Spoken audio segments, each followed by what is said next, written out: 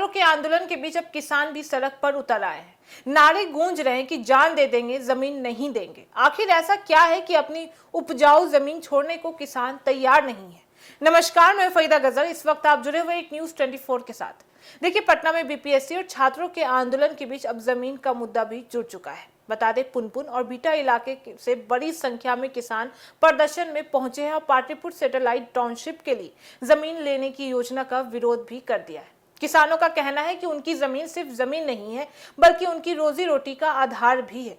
दरअसल बता दें कि मंगलवार को पटना में छात्र और युवा अपनी अलग अलग मांगों को लेकर प्रदर्शन भी कर रहे थे और इसी दौरान पुनपुन और बीटा इलाके से आए हुए किसान भी उनके साथ सड़क पर उतर गए हैं। जी हां, बता देते हैं कि इन किसानों की सबसे बड़ी नाराजगी पाटलिपुत्र ग्रीनफील्ड सैटेलाइट टाउनशिप के लिए जमीन जुटाने की योजना को लेकर भी चल रही है। किसानों का कहना है कि जिस इलाके में टाउनशिप बनाने की योजना की जा रही है, वहां की जमीन काफी उपजाऊ है। कई किसान इसी जमीन पर खेती करके अपने परिवार का खर्चा भी चलाते हैं।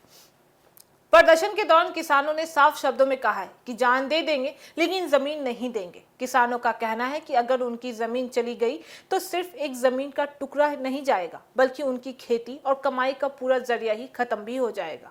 डुमरी से पहुंचे एक किसान ने बताया है कि बीटा सरमेरा हाईवे के आसपास की जमीन काफी उपजाऊ है और किसान यहां साल में कई फसलें उगाते भी हैं।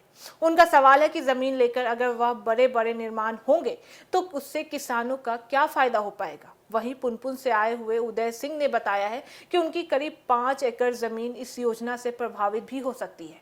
उनका कहना है कि सरकार अगर मुआवजा भी देती है तो सिर्फ पैसा मिलने से उनकी जमीन और खेती वापस नहीं आ सकती है। यानी कि किसानों की मांग सिर्फ ज्यादा मुआवजे का नहीं है, बल्कि वे अपने जमीन ही नहीं देना चाहते हैं।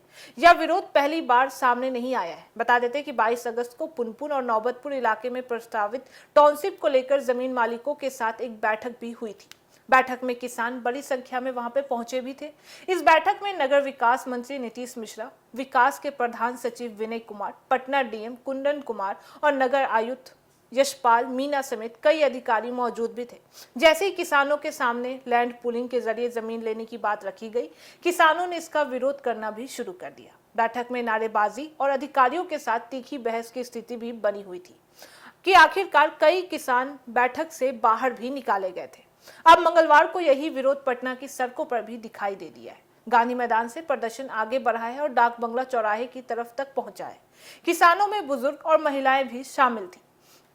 बता देते हैं कि प्रदर्शन के दौरान पुलिस और आंदोलनकारियों के बीच भी तनाव की स्थिति बनी हुई थी। छात्रों पर पुलिस की कार्रवाई की बात सामने आई और बाद में डाक बंगला के पास मौजूद किसान ने भी पुलिस ने डिटेन कर बस से वहां पर भेज दिया।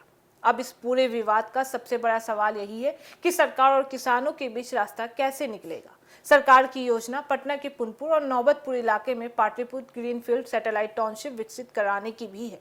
बता दें कि इस डेवलपमेंट प्लान 2047 से जोड़कर देखा भी जा रहा है, लेकिन किसी भी बड़े प्रोजेक्ट के लिए जमीन जरूरी है और यही सरकार के सामने सबसे बड़ी चुनौती भी बनकर खड़ी हो गई है। एक तरफ सरकार इलाके के विकास और नई टाउनशिप की योजना आगे बढ़ाना चाहती है, तो वहीं पर दूसरी तरफ किसान अपनी जमीन बेचने के लिए आंदोलन भी कर रहे हैं। अब देखना काफी दिलचस्प होने वाला है कि सरकार किसानों के साथ बातचीत करके क्या कोई समाधान निकालती है या फिर यह जमीन का विरोध आगे और भी बढ़ने वाला है। बता देते हैं कि पटना में छात्रों के आंदोलन के बीच ही किसानों की एंट्री ने जमीन के मुद्दे को भी एक बार फिर से बड़ा बना दिया है। किसानों का साफ कहना है कि विकास चाहिए, लेकिन अपनी उपजाऊ जमीन की कीमत नहीं छोड़ेंगे। अब आप बताइए कि क्या बड़े फैसले प्रोजेक्ट के लिए किसानों की जमीन ले जानी चाहिए या फिर पहले किसानों की सहमति और उनके आजीविका की सुरक्षा भी इससे जरूरी है।